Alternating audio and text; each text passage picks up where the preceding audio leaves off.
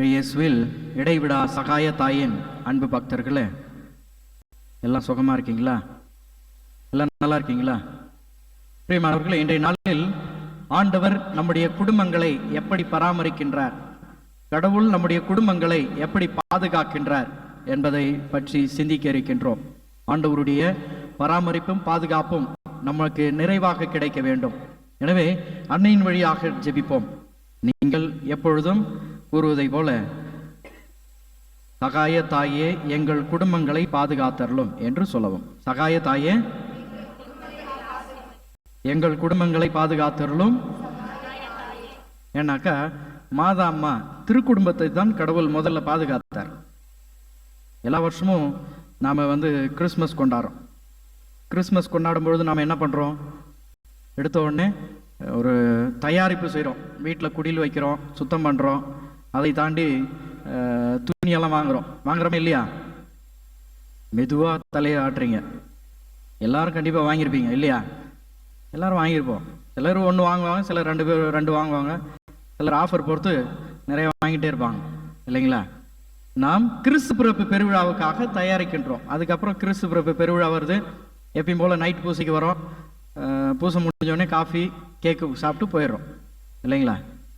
கிறிஸ்து பிறப்பை ஒட்டிய செய்திகளில் ஆண்டவருடைய பாதுகாப்பு பராமரிப்பு பல வகைகளில் வெளிப்படுத்தப்படுகின்றது. இந்த முடிச்சு அவிழ்த்தால்தான் நமக்கு அதில் உள்ள இருக்கிற பதில் தெரியும். பிரியமானவர்களே, இயற்கையில் மனிதன் துன்பங்களை துயரங்களை தாங்குகின்ற சக்தியை கடவுள் கொடுத்திருக்கார். ஆனால் சில நேரங்களில் நம்முடைய தனிப்பட்ட அகங்காரத்தாலும் தலைகணத்தாலும் தான் என்கின்ற தற்பெருமையாலும் பெரும்பாலான நேரங்களில் நம்ம மனசோர்வடைகின்றோம். விலங்குகளோ தாவரங்களோ பறவைகளோ தற்கொலை செய்யறதை பார்த்துருக்கீங்களா? எங்கேயாவது பார்த்துருக்கீங்களா? இயற்கையில் அதெல்லாம் இல்லை.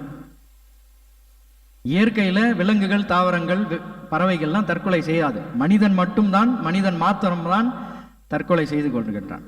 அந்த ஏற்றுக்கொள்கின்ற மனப்பக்குவம் மனிதர்கள் மத்தியில் இல்லை. இன்பம் துன்பம் இணைந்தால்தான் வாழ்க்கை. கஷ்டங்கள் துன்பங்கள் மகிழ்ச்சி சந்தோஷம் இணைந்தால்தான் வாழ்க்கை. ஆக கடவுள் பராமரிக்கிறார் என்றால் கடவுளுடைய பராமரிப்பு அவருடைய திட்டத்திற்கு ஏற்றவாறு தான் இருக்கு.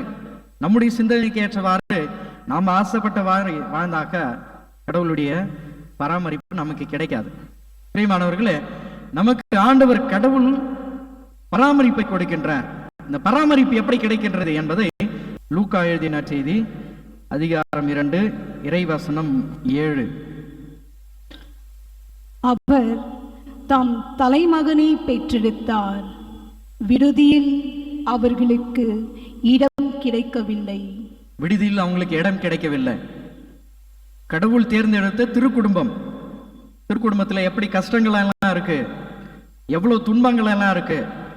சூசையும் மரியாளும் எவ்வளவு துயரங்களை கண்ணீரை பார்த்தார்கள், அனுபவித்தார்கள் என்பதை நாம் முதலில் புரிந்து கொள்ள வேண்டும். விடுதியில இடம் இல்லை. விடுதியில இடம் இல்லாததால எங்க போறாங்க? மாட்டுக்கொட்டைக்கு போறாங்க.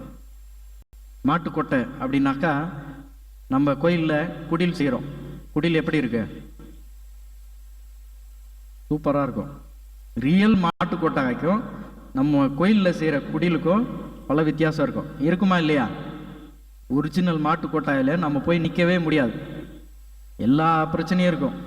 தானி வாசம் அடிக்கும், கொசு கடிக்கும், ஈ இருக்கும், எல்லா பிரச்சனையும் இருக்கும் இல்லைங்களா? அதன் மத்தியில் தான் ஆண்டவர் பிறந்தார். நாம் செய்கிற இந்த குடியில் பக்காவை டெக்கரேட் பண்ணி லைட்டை போட்டு எல்லாம் சூப்பராக சவுண்ட் சிஸ்டம்லாம் போட்டு அது இல்லை. உண்மையான குடில் இதுதான். அங்கே தான் ஆண்டவர் பிறக்கின்றார். அவர்களுடைய கஷ்டங்களை பாருங்கள். ஆண்டவர் எதற்காக அங்கே பிறக்க வேண்டும்? சூசையும் மரியும் முழுமையாக கஷ்டப்பட்டார்கள். இதையெல்லாம் நாம் இறை திட்டமாகவே ஏற்றுக்கொள்ள வேண்டும். சூசையும் மரியாவும் இல்லை எங்களுக்கு மாட்டுக்கொட்டா பிடிக்கல, வேற எங்கன்னா ஆண்டவர் அரேஞ்ச் பண்ணிட்டோம் அப்படின்னு சொல்லியிருந்தாக்கா கடவுளுடைய திட்டம் அங்கே நிறைவேறி இருக்காது. நம்முடைய வாழ்க்கையில் அது போலதான். நாம எதையாவது நினைத்து கொண்டு நான் செய்வதுதான் சரி, நான் சொல்வதுதான் சரி, எங்க வீட்டுக்கு நான் செய்வதுதான் சரி என்கின்ற தற்பெருமையோடு நாம் நினைப்பதெல்லாம் இறை திட்டம் அல்ல. கணவனும் மனைவியும் இணைந்து செய்வதுதான் இறை திட்டம். Price the Lord, praise the Lord. வாழ்க. ஆக சூசையும் மரியாளும் இணைந்து செய்ததுதான் இறை திட்டம். மத்தேயு 2:13 பார்க்கின்றோம். சூசைக்கும் மரியுக்கும் வானதூதர் தோன்றி சூசையின் வழியாக எகிப்திற்கு தப்பி செல்ல வேண்டும் என்று கூறப்படுகின்றது. எகிப்திற்கு தப்பி செல்கின்றார்கள். இதில் தான் ஆண்டவருடைய பராமரிப்பு கூறப்படுகின்றது. விடுதியில இடம் இல்லை, மாட்டு கொட்டைகளை தங்கி இருக்கிறாங்க. வேற நாட்டுக்கு போகணும், அங்க வாடகைக்கு தான் வீடு இருக்கணும், டப்பு வேணும் இல்லைங்களா? இது இல்லாம யாரு எதுவுமே போக முடியாது, எங்கேயும் தங்க முடியாது.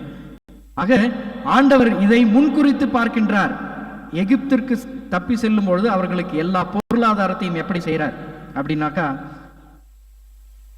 3 ஞானிகள் தங்களுடைய கரங்களில் 3 வித்தியாசமான பொருட்களை கொண்டு வந்தாங்க. என்ன கொண்டு வந்தாங்க?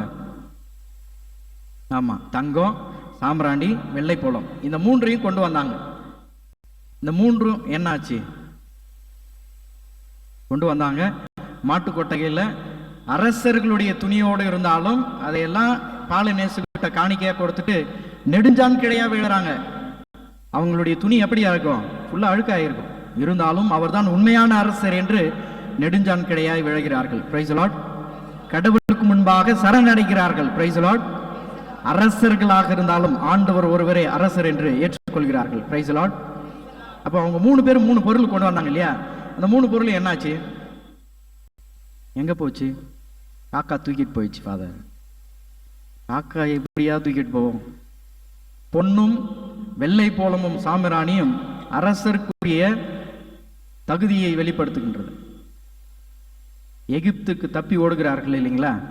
சூசைக்கு ஆண்டவர் கூறுகின்றார், நீங்கள் எகிப்திற்கு வாழும் பொழுது உங்களுடைய பொருளாதாரத்திற்காக 3 திசைகளில் இருந்து கொண்டு வந்த அந்த விலை உயர்ந்த பொருட்களின் வழியாக எகிப்தில் திருக்குடும்பம் குடியேறியது. Praise Lord, praise Lord, praise Lord. பிரியமானவர்களே, இப்போ ஏரோதுடைய திட்டத்துக்கு வருவோம்.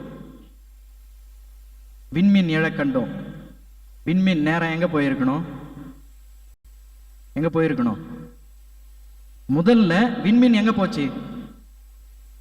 எங்கே சேர்ந்தது என்றால் ஏரோது அரசனுடைய அரண்மனைக்கு போகுது. கடவுளுடைய திட்டம் என்றால் எதற்காக குழந்தை இயேசுவை கொல்ல குழந்தை இயேசுவை கொல்ல துடித்துக் கொண்டிருக்கின்ற அந்த ஏரோது அரசனுடைய அரண்மனைக்கு விண்மீன் போகணும். கடவுளுடைய திட்டம் அங்கே இருக்கு. ஏரோதுக்கு அறிவிக்கப்படுகின்றது. 3 ஞானிகளையும் அழைத்து மறைமுகமாக கேட்கின்றான், யார் அந்த அரசர், எப்படி பிறப்பார், எப்பொழுது பிறப்பார். அப்ப எல்லாம் அவங்க கலந்து பேசிட்டு சொல்லிட்டு போயிடுறாங்க. அதற்கு ஏரோது அரசன் அங்கே போய் சொல்றான், சொல்லுங்கள், நானும் வந்து அவரை வணங்குகின்றேன். கேட்டு முடிஞ்ச பிறகு அவர்கள் விண்மீன் எழுந்த காலத்தை பற்றி சொல்லுகிறார்கள், பார்க்கிறார்கள், செல்லுகின்றார்கள். ஏரோது அரசன் உடனே என்ன சொல்றாரு? என்ன சொல்றான்? 2 வயதுக்கு உட்பட்ட மத்தேயு 2:16 படிங்க பார்க்கலாம். ஞானிகள் தன்னை ஏமாற்றி ஏரோது கண்டு மிகுந்த சிற்றம் கொண்டான். அவன் அவர்களிடம் கருத்தாய் கேட்டு அறிந்ததற்கு ஏற்ப காலத்தை கணக்கிட்டு பெத்லகேமிலும் அதன் சுற்றுப்புறமெங்கும் ஆள் அனுப்பி 2 வயதும் அதற்கு உட்பட்டவையுமான எல்லா ஆண் குழந்தைகளையும் கொன்றான். குழந்தை இயேசப்பா வந்து அப்பதான் பிறந்திருக்கார். ஏரோது அரசன் எதற்காக 2 வயதுக்கு உட்பட்ட குழந்தைகளை கொல்லணும்? பல வருஷமா கிறிஸ்துமஸ் கொண்டாடுறோம். இந்த கேள்விகள்லாம் ஃபாதர் கிட்ட கேட்கறது இல்லையா? இல்லைங்களா? கேட்கணுமா இல்லையா? இந்த பொருள் எல்லாம் கொண்டு வந்தாங்க, எங்க போச்சு? எதுக்காக 2 வயசு குழந்தைங்கள்லாம் கொல்லணும்? இவர் ஒரு ஆளை பார்த்து கொண்டு இருக்கலாம் அப்படின்னு பேசியிருக்கலாம். ஆனால் இறைவனுடைய திட்டம் அங்கே வெளிப்படுத்தப்படுகின்றது. எதற்காக 2 வயது குழந்தைகளை கொல்லுகின்றான் அப்படின்னாக்கா, வந்த 3 ஞானிகளையும் ஏரோது அழைத்தன் ஆலோசிக்கின்றான். நீங்க எப்ப தொடங்குனீங்க பயணத்தை அப்படின்னு சொல்லும் பொழுது, விண்மீன் 2 வருடங்களுக்கு முன்பாகவே தோன்றியது. Praise Lord, praise Lord. எகிப்திற்கு தப்பி செல்லும் திருக்குடும்பத்திற்கு தேவையான பொருளாதாரத்தை ஆண்டவர் பிறப்பதற்கு முன்பாகவே கடவுள் தேர்ந்தெடுத்திருக்கின்றார். Price Lord. அப்போ எகிப்திற்கு தப்பி செல்லும் பொழுது அவங்களுக்கு தேவையான பொருளாதார அடிப்படையை ஆண்டவருடைய பிறப்பை ஒட்டிய செய்திகள் அதற்கு முன்பாகவே 1.5 வருஷத்துக்கு முன்பாகவே அறிவிக்கப்படுகின்றது. கடவுளுடைய பராமரிப்பு, நான் கடவுளாக மனிதனாக உலகில் பிறக்கும் பொழுது எல்லாம் நீட்டா இருக்கணும் என்று ஆண்டவர் முன்னறிவித்திருந்தார். அதனால தான் 2 வயது குழந்தைகள்லாம் கொள்ளுகின்றார். இதுதான் அதில் இருக்க முடிச்சு. இதை நம்ம தெளிவாக அவிழ்க்கணும். இது புரியலனாக்கா கடவுளுடைய பராமரிப்பு நமக்கு தெரியாது. திருக்குடும்பத்தை கண்மணி போல் ஆண்டவர் தன்னுடைய கரங்களில் காத்து வைத்தார். திருக்குடும்பத்தை நிறைவாக பாதுகாத்தார். நம்முடைய குடும்பங்களையும் இப்படி தான் பாதுகாக்கிறார். Praise the Lord. அப்போ இந்த நாள்ல நாம படுகின்ற கஷ்டங்கள், துன்பங்கள், துயரங்கள், நம்முடைய கண்ணீர் கவலைகளை எல்லாம் ஆண்டவர் முன்பாகவே தெரிந்திருந்தார். Price the Lord. நம்ம விசுவாசிச்சாக கடவுள் கண்டிப்பா அவைகளை எல்லாம் நிவர்த்தி செய்வார். அதுக்கு நம்ம என்ன பண்ணோம் அப்படின்னாக்கா, இந்த கஷ்டங்கள் எல்லாம் கணவன் மனைவி குடும்பமாக வந்தால் அது இறை திட்டம். நான் சொல்வது சரி, நீ செய்வது சரி என்று தான் என்கின்ற மமதையை போல ஏரோதுவை போல யோசிச்சாக்கா அழிவு நமக்கு தான். அது பாதுகாப்பு அல்ல, பராமரிப்பு அல்ல. கடவுள் எப்பொழுதும் அந்த திட்டத்தில் நிறைவேற செய்ய மாட்டார். பார்க்கின்றோம், தாவீது அரசர் தன்னுடைய தன்னலத்தால் கடவுள் கொடுத்த அபிஷேகத்தை இழந்தார். அது அவருடைய தலைகணம். கொடுக்கப்பட்ட அபிஷேகம் எடுக்கப்பட்டது. ஆண்டவருடைய பிறப்பை ஒட்டிய செய்திகளில் படிக்கின்றோம். மத்தேயு எழுதிய நற்செய்தி அதிகாரம் 1 ஆபிரகாம் இவரை பெற்றார், ஈசாக்கு, யாக்கோபு இவங்கெல்லாம் பெற்றார்கள். தாவீது வழிமரபில் பிறந்தார் அப்படின்னு தான் படிக்கிறோம். தாவீதுக்கும் இவருக்கும் பிறந்த குழந்தையின் வழியாக அப்படி இல்லை. தாவீதுக்கு கொடுக்கப்பட்ட அந்த பெருமை எடுக்கப்படுகின்றது, பிடுங்கப்படுகின்றது. கொடுக்கப்பட்ட அந்த அபிஷேகம் தெரிக்கப்படுகின்றது. பிரியமானவர்களே, நம்முடைய வாழ்க்கையில, நம்முடைய குடும்பத்தில் நாம் செய்வது சரி என்று தாவீது போல, ஏரோது போல நாம நினைத்துக் கொண்டிருந்தால் அது இறை திட்டம் அல்ல, அது நம்முடைய தனிப்பட்ட திட்டம். சூசை மரியாளுடைய வாழ்க்கையிலும் பார்க்கின்றோம். 2 பேரும் கடவுளுடைய திட்டத்திற்கு ஆம் என்று அடிமையாக பணிபுரிந்தார்கள். நாம் எப்பொழுதெல்லாம் குடும்பமா இணைந்து ஜெபித்து கடவுள் திட்டங்களை நாம் அறிந்து ஜபத்தின் வழியாக வெளிப்படுத்துகின்றோமோ அப்பொழுதெல்லாம் கடவுளுடைய அருள் நமக்கு நிறைவாகவே கிடைத்தோம். கடவுள் எப்படி மனிதனை பாதுகாக்கின்றார் என்று பார்த்தோம் என்றால், தொடக்க நூல் 1:27-30 பார்க்கிறோம். கடவுள் அனைத்தையும் படைத்த பிறகுதான் மனிதனை படைக்கின்றார். விண்வெளிகளையும், விண்வெளி கோள்களையும், தாவரங்களையும், கடல்களையும், கடல் சார்ந்த விலங்குகளையும் எல்லாத்தையும் படைத்த பிறகுதான் மனிதனை படைக்கின்றார். எதற்காக என்றால், நான் உங்களுக்கு அனைத்தையும் கொடுக்கின்றேன் என்று கூறுகின்றார். கடவுளுடைய பராமரிப்பில் இது எல்லாம் நமக்கு கொடுக்கப்படுகின்றது. இறை திட்டத்தை நாம் கஷ்டமாக பார்த்தோம் அப்படின்னாக்கா கடவுளுடைய அருளும் ஆசிரும் நமக்கு கிடைக்கவே கிடைக்காது.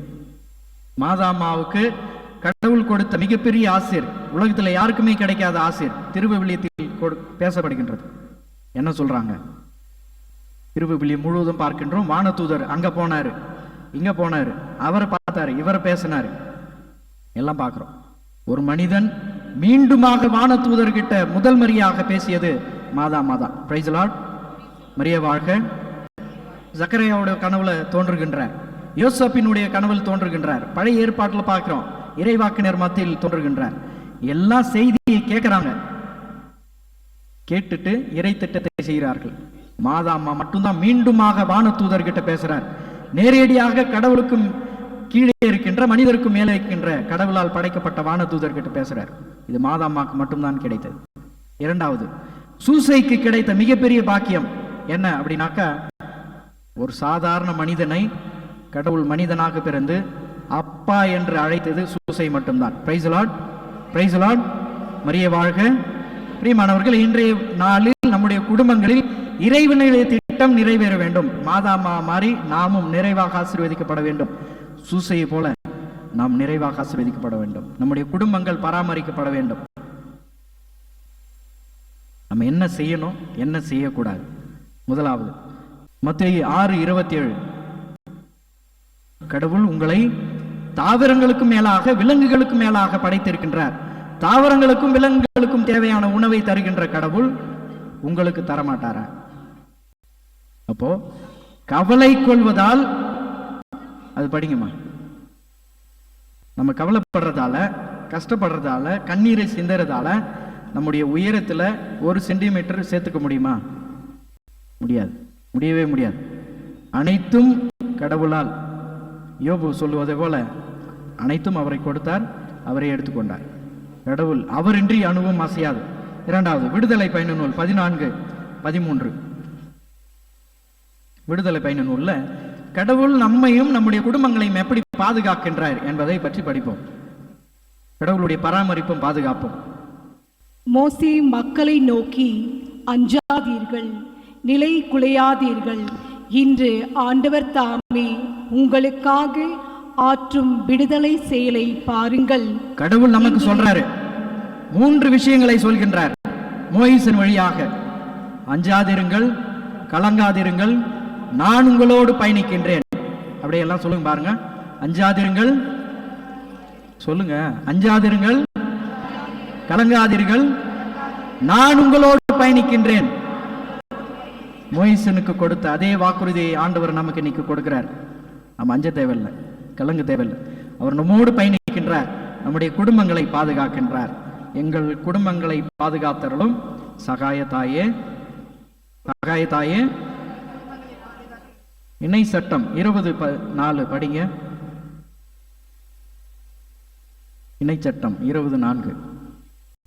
ஏனெனில் உங்களுக்காக உங்கள் பகைவருக்கு எதிராக போர் புரியவும் உங்களை காப்பாற்றவும் உங்கள் கடவுளாகிய ஆண்டவரே உங்களோடு செல்கின்றார். எந்த குடும்பங்கள் எல்லாம் கடவுளை முன்னிறுத்தி கடவுளுக்கு முக்கியத்துவம் கொடுத்து கடவுளால் நாம் நிறைவாக வாழ்கின்றோம் என்று நினைத்து பயணிக்கின்றார்களோ அவர்களுக்கெல்லாம் ஆண்டவர் கூறுகின்ற வார்த்தை இதுதான். இணைச்சட்ட நூல்ல, நான் உங்களுடைய பகையாளிகளை எதிர்ப்பேன், உங்களுக்கு பதிலாக நான் அவர்களை போரிடுவேன் என்று. Price the Lord.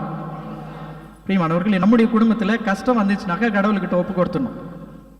மாதாமா மாதிரி, சூசை மாதிரி ஒப்பு கொடுத்துடணும். நாம எதுவுமே செய்யக்கூடாது, கடவுள் எல்லாத்தையும் பார்த்துக்குவார் என்கின்ற ஆழமான விசுவாசத்தோட இருக்கணும். எல்லாம் இப்ப கரெக்டா மனசாட்சி தொட்டு சொல்லுங்க. ஒரு 40 வருஷத்துக்கு முன்பாக இங்க நீங்க வந்திருப்பீங்க. இப்பொழுது இந்த நிலையில இருக்கின்ற அருளும் ஆசிரும் எல்லா வளங்களும் 40 வருஷத்துக்கு முன்பாக உங்களுக்கு கிடைக்கும் அப்படின்னு யோசிச்சிருப்பீங்களா? யாருன்னா யோசிச்சிருப்பீங்களா? சரி, யாருமே யோசிச்சிருக்க மாட்டோம் இல்லையா? எல்லாம் வரும்பொழுது சின்ன சின்ன வேலை செஞ்சிருப்போம், பிள்ளைகளை படிக்க வச்சிருப்போம். இன்றைய நாளில் நல்லா வளர்ந்துருக்கும், பொருளாதாரத்தில் எல்லா ரீதியிலையும் வளர்ந்துருக்கும். சூசைக்குரிய அதே வார்த்தையை ஏசப்பா இன்னைக்கு சொல்றார். நீங்களும் உங்களுடைய குடும்பமும் ஒரு இடத்துக்கு பெயர் பிறந்து போங்க அப்படின்னு சொல்றார். எத்தனை குடும்பம் போவோம்? கடவுள் கொடுத்துட்டாரு, மீண்டும் எடுக்க மாட்டார் என்கின்ற எண்ணத்தோட இருக்கும். பிரியமானவர்களே, அதுதான் நமக்கும் திருக்குடும்பத்திற்கும் இருக்கின்ற வித்தியாசம். சொல்லுகின்ற அனைத்திற்கும் கீழ்ப்படிந்தார்கள், இறைவன் சொன்ன எல்லா வாக்குறுதிகளையும் செய்தார்கள். ஆக திருக்குடும்பம் நிறைவாக பாதுகாக்கப்பட்டது. நம்முடைய குடும்பங்கள் பராமரிக்கப்பட வேண்டும் என்றால் சில விஷயங்களை நம்ம செய்யணும். நீதிமொழிகள் 20:22 படிங்க. நீதிமொழிகள் 20:22 படிக்கிறோம். என்ன செய்யறாரு ஆண்டவர்? கடவுள் யாரையெல்லாம் எப்படியெல்லாம் பாதுகாத்தார் என்று திருவிவிலியத்தில் படிப்போம். விவிலியத்தை படிக்கணும், விவிலியத்தை நிறைய கேட்கணும். விவிலியத்தை நம்முடைய குடும்பத்தில் படிக்கும் பொழுதுதான் இறைவனுடைய வார்த்தை அங்கே செயலாக்கம் ஆகும். பல நேரங்களில் நாம் பல வித்தியாசமான விஷயங்களுக்கு நிறைய நேரம் கொடுக்கிறோம், நிறைய நேரம் செலவிடுறோம். ஆனால் இறை வார்த்தைக்கான முக்கியத்துவம் கொடுக்கின்றோமா என்று சிந்தித்து பார்ப்போம். நீதிமொழிகள் 20:22. தீமைக்கு தீமை செய்வேன் என்று சொல்லாதே, ஆண்டவரை நம்பிரு, அவர் உன்னை காப்பார். உங்களுக்கு, உங்களுடைய குடும்பத்திற்கு, உங்களுடைய குடும்ப உறவுகளுக்கு யாராவது எதிராக ஏதாவது பிரச்சனை செஞ்சாக்க நீங்க எதுவும் செய்யாதீங்க. ஆண்டவர் சொல்றார், நான் அவர்களை பார்த்துக் கொள்வேன், நான் உங்களுக்கு முன்பாக பயணிப்பேன். தீமைக்கு தீமையாக நீங்கள் நிற்காதீர்கள், நான் உங்களுக்காக பயணிக்கின்றேன் என்று. கடவுள் யாரெல்லாம் எப்படியெல்லாம் பாதுகாத்தார் என்று பார்ப்போம். ஆபிரகாமை ஆண்டவர் எப்படி பாதுகாக்கின்றார்? தொடக்க நூல் 12:1-2 படிக்கிறோம். கடவுள் ஆபிரகாமை மேகத்தினின்று அவரே அவருடைய பிரசன்னத்தில் நிறைவாக பாதுகாத்தார். தாவீதை எப்படி பாதுகாத்தார்? 2 சாமுவேல் 22:2 படிங்க. தாவீது அழுகின்றார், பாவம் செய்து விட்டார், அவர் அரசனாக அபிஷேகப்படுத்தப்பட்டார்.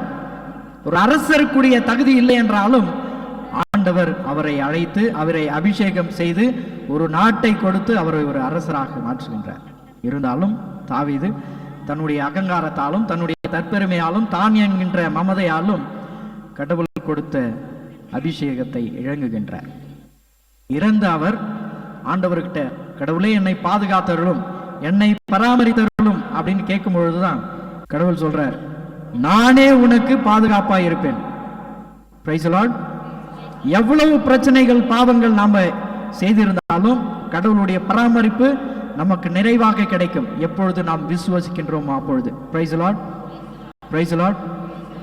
இந்த கையை தூக்குறதுக்காக ஒரு பாடமே எடுத்து நான் எவ்வளவுதான் சொன்னாலும் சில பேர் வந்து பாதி தான் தூக்குறாங்க. Praise the Lord. Praise the Lord. Praise the Lord. பிரியமானவர்களே, இது வெற்றியின் அறிகுறி. மோயிசன் தூக்கியதை போல ஆண்டவர் இயேசு கிறிஸ்து தன்னுடைய கரங்களை உயர்த்தியதை போல எப்பொழுதெல்லாம் சிலுவை உயர்த்தப்பட்டதோ அப்பொழுதெல்லாம் அவர்கள் வெற்றி கொண்டார்கள். ஆண்டவர் பிசாசின் மீது வெற்றி கொண்டார். தாவீதை எப்படி பாதுகாத்தார் அப்படி, தானியேலை எப்படி கடவுள் பாதுகாத்தார்? 3 வான தூதர்களை அனுப்பினார். 3 பேரும் அவர்களுக்கு பாதுகாப்பா இருந்தார்கள். இறைவாக்கினர், அது உன்னுடைய வார்த்தையா கடவுளுடைய வார்த்தையா என்கின்ற ஒரு சந்தேகத்தோட அவர் சிறையில் அடைக்கப்படுகின்றார். சூசன்னா என்கின்ற ஒரு புனிதமான பெண்மனுடைய வாழ்க்கையை தானியேல் காப்பாற்றுகின்றார். தானியேல் சிங்க குகைக்குள் போடப்படுகின்றார். இந்த சிங்க குகையில சிங்கலாம் எப்படி இருக்கு? பசியா இருக்கு, பசியுற்று இருக்கு. பசியா இருக்கு சிங்கத்துக்கு முன்னாடி நாம போனா என்ன ஆகும்? சாப்பிட்ட சிங்கத்துக்கு முன்னாடியே நம்மளை வச்சு செஞ்சிடும். இப்போ பசியா இருக்க சிங்கத்துக்கு முன்னாடி போனா என்ன ஆகும்? முழுசாவே செஞ்சிடும் இல்லைங்களா? அதே போல பசியாக இருந்த சிங்க குகைக்குள் தான் தானியேல் போடப்படுகின்றார். ஆண்டவர் என்ன சொல்றாரு, என்ன செய்யறாரு? சிங்க குகைக்குள் சிங்கத்தின் வாயை கடவுள் கட்டினார். Price the Lord. Praise the Lord. அன்று தானியேலை பாதுகாத்த ஆண்டவர் இன்று நம்முடைய குடும்பங்களை பாதுகாக்கின்றார். Price the Lord. தாவீதை பாதுகாத்த அதே கடவுள் நம்மை பாதுகாக்கின்றார். Price the Lord. ஆபிரகாமை மோசேயையும் வழிநடத்தி பாதுகாத்து பராமரித்த கடவுள் நம்முடைய குடும்பங்களை பாதுகாக்கின்றார். Price the Lord. ஆக நாம என்ன செய்யணும்? சூசையும் மாதாமாவை போல கடவுளுடைய வார்த்தைகளை கேட்க வேண்டும், தியானிக்க வேண்டும், கடவுளுடைய சித்தத்திற்கேற்ப நாம் வாழ வேண்டும். இன்று நம்முடைய குடும்பங்கள்ல நம்முடைய கணவருக்கான பிரச்சனை, மனைவிக்கான பிரச்சனை, குழந்தைகளுக்கான பிரச்சனை, இந்த பிரச்சனைகள் எல்லாம் நாம் எப்படி பார்க்குறோம், எப்படி பார்க்கணும், எப்படி பார்க்கக்கூடாது. எப்படி பார்க்கணும் அப்படின்னாக்கா, நம்மால நம்முடைய குடும்பம் பிரியுது அப்படின்னாக்கா அது நம்முடைய சுயநலம், நம்முடைய தன்னலம். நம்மால நம்முடைய குடும்பம் இணைக்கின்றது அப்படின்னாக்கா அது இறை திட்டம். Price the Lord. Praise the Lord. அது எங்களுடைய குடும்பத்தில் ஒரு அமைதியே இல்லை, ஒரு சமாதானமே இல்லை, எல்லாமே இருக்கு ஆனா இது கிடைக்கல அப்படின்னாக்கா நாம என்ன பண்ணணும் அப்படின்னாக்கா யோபு போல இருக்கணும். யோபு 1:21-22 யோபு நூலை படிங்க. ஒரு குடும்பத்துல அதிக குழப்பம் இருக்கு, ஒரு குடும்பத்துல பிரச்சனைகள் நிறைய இருக்கு, ஒரு குடும்பத்துல கண்ணீர் கவலைகள் அதிகமா இருக்கு அப்படின்னாக்கா யோபு நூலை எடுத்து படிங்க. வேற எதுவுமே இல்லை. குழந்தைகள் தான் தோன்றித்தனமாக வளர்கிறார்கள் அப்படின்னாக்கா சீராக் ஞான நூல் படிக்க சொல்லுங்க. மனைவிக்கு கணவன் அறிவுரை சொல்லணுமா, வாயே திறக்காதீங்க, நீதிமொழிகளை கொடுத்து படிக்க சொல்லுங்க. இதுல இல்லாத வேற எங்கேயுமே இல்லை. இதுல சொல்லாது எந்த ஹீரோவும் சொல்லல, இதுல இல்லாத எந்த தேட்டரிலையும் காட்டவே இல்லை. Price the Lord. Praise the Lord. இதற்கு மேலான தாரகை மந்திரம் உலகத்துல எதுவுமே இல்லை. அதனால குடும்பத்துல இறை இறை அருள், இறைவனுடைய பராமரிப்பு, பாதுகாப்பு நமக்கு வேணும் அப்படின்னாக்கா இறை வார்த்தையான இறைவனை அதற்கு முன்னுரிமை கொடுப்போம். படிங்கம்மா. யோபு 1:21-22. என் தாயின் கருப்பையில் நின்று பிறந்த மேனியாய் யான் வந்தேன். யோபு சொல்றாரு, நம் அனைவருக்கும் கூறுகின்ற ஒரே வார்த்தை, என்னுடைய தாயின் கருவறையில் நான் பிறந்த மேனியாய் வந்தேன். நாம எல்லாரும் அப்படித்தான் வந்தோம். அடுத்த வார்த்தையை கேளுங்க. அங்கே திரும்புகையில் பிறந்த மேனியாய் யான் செல்வேன். அடுத்து, ஆண்டவர் அளித்தார், ஆண்டவர் எடுத்துக்கொண்டார். ஆண்டவர் கொடுத்தார், ஆண்டவர் எடுத்துக்கொண்டார். Price the Lord. இதுதான் வாழ்க்கை, வேற எதுவுமே இல்லை. இதே போன வருஷம் இதே நேரத்தில் இதே நல்ல எந்த துணி எந்த கலரில் போட்டிருந்தோம், என்ன சாப்பிட்டோம், யாரோட இருந்தோம், யாருக்குமே தெரியாது.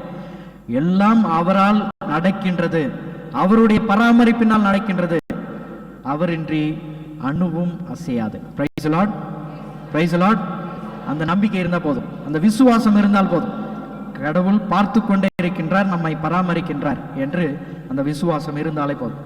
பிரியமானவர்களே, இன்றைய நாளில் கடவுள் நம்முடைய குடும்பத்தை திருக்குடும்பத்தை போல ஆசீர்வதிக்கணும், பாதுகாக்கணும், பராமரிக்கணும்.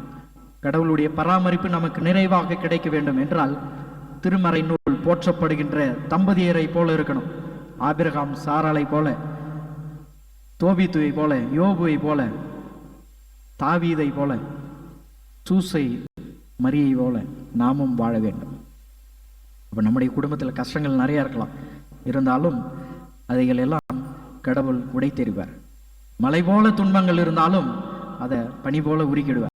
ஏனென்றால் உருவாக்கிய அனைத்தும் அவரே, படைத்தவர் அவர், படைப்பில் நாம் ஒரு துளிதான். ஆக கடவுளுக்கு தெரியும் நமக்கு என்ன வேணும், எந்த நேரத்தில் எப்படி பாதுகாக்கணும் அப்படின்னு.